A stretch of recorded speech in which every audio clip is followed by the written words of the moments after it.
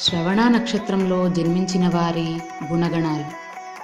శ్రవణ నక్షత్రానికి అధిపతి చంద్రుడు, అధిదేవత మహావిష్ణువు, గణము దేవగణము, రాశ్యాధిపతి శని, జంతువు వానరం.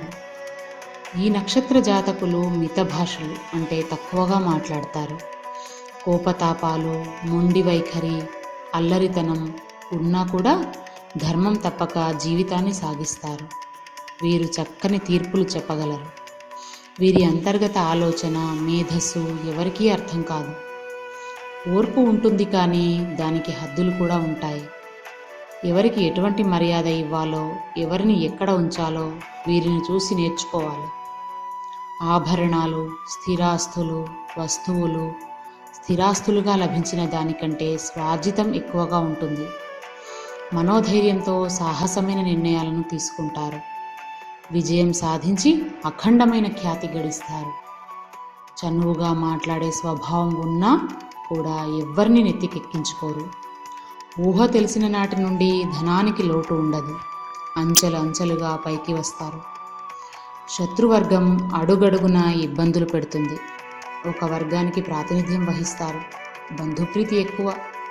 స్నేహితులకు కూడా గుప్తంగా సహకరిస్తారు.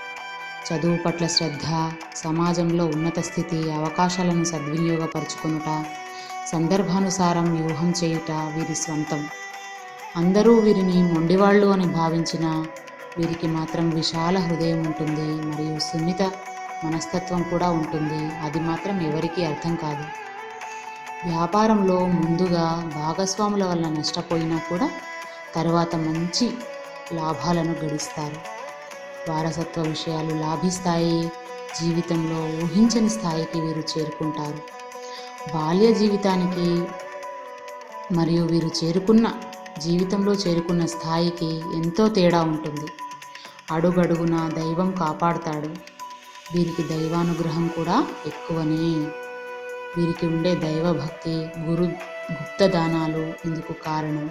సంతానం వలన వీరికి ఎక్కువ పేరు వస్తుంది. శ్రవణ నక్షత్రము దేవగణ నక్షత్రము. జాతి స్త్రీ. శ్రవణ నక్షత్రానికి అధిపతి చంద్రుడు. శ్రవణ నక్షత్ర వృక్షము జిల్లేడు.